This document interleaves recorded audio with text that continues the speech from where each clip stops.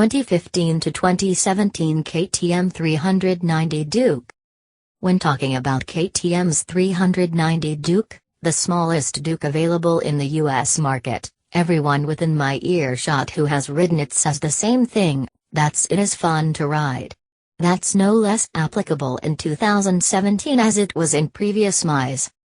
Looking at it spec-wise, it looks like a good entry-level bike and a sporty around-town bike, which it is, but it is also a very freeway-capable bike, making it a choice for commuting and just plain having fun. Experienced riders like it because it is lightweight and easy to throw around. It has awesome power and torque for a single-cylinder engine, and it is surprisingly smooth at highway speeds. Made by Bajaj, a manufacturer in India, and rebranded by KTM, I wasn't expecting much from the 390 Duke. Boy, was I surprised.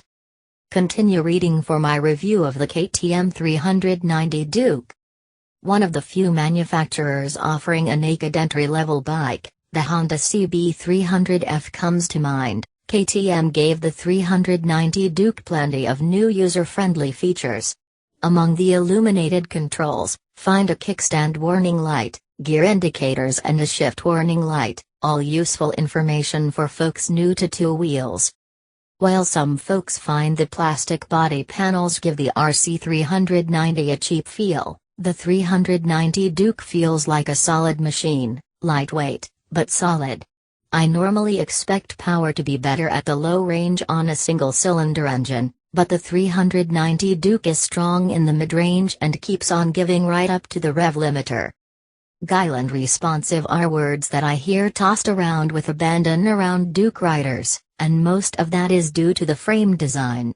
KTM started with a lightweight tubular frame that keeps the bulk of the weight around the center of gravity. The bike weighs in at only 306.4 pounds without liquids, and most of that weight is concentrated around the engine, leaving it nimble and eager to respond to pressure on the bars. It may have a small engine, but the suspension is set up for big boy maneuvers. KTM used inverted, 43mm WP forks to stiffen up the front end for predictable tracking in the corners, and a WP monoshock on the stiff and stable, lightweight swing arm. Suspension travel is a generous 5.9 inches front and rear, and it shows the Duke's dirt bike roots. Bottom line here is, the suspension is tuned for sporty riding with plenty of travel for comfort on less than ideal roads. KTM went with top-shelf tires for this ride, and the 17-inch rim Sport Met Sealer tires. I would call the tire profiles mid-range at 110mm wide up front and only 150mm in the back. Kinda small, but they aren't building a drag bike after all. The Duke boasts an impressive brake pedigree, with Bosch and Brembo as the parents. A 300mm disc and 4-piston Brembo caliper binds the front wheel, and a 230mm disc and single-piston caliper binds the rear. Perhaps bind is the wrong word. The Bosch 9MB ABS monitors wheel speed and moderates the brakes to prevent skids, and it can be disabled if you prefer not to use such newfangled contraptions. The engine is a little on the small side at 373 cc, but the liquid-cooled, fuel-injected single-cylinder engine gives a good account for itself with a 43 horsepower maximum output, not bad for an engine that weighs just a hair shy of 80 pounds. Part of this power comes from an RCA cylinder coating, and part comes from the RC8R-inspired 4-valve heads and electronic fuel injection. Not only does the fuel injection keep throttle response stable, but also it contributes to good mileage and clean emissions, with a little help from a catalyst within the exhaust system.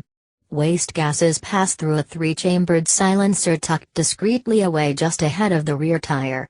This keeps it out of sight, and keeps the mass of the muffler close to center. The combination of lightweight and power works out well for this little Duke.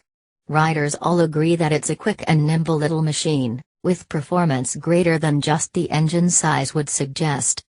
MSRP on the 2016 390 Duke was $4,999.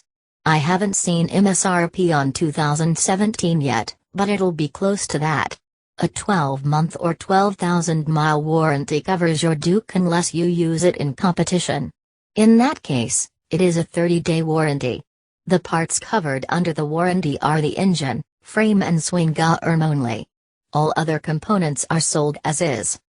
Since the 390 Duke is so clearly geared for the entry-level market, I decided to look for a competitor that could also serve as a training bike for riders interested in sport bikes as opposed to cruisers. Honda met that requirement with its CB300F street bike.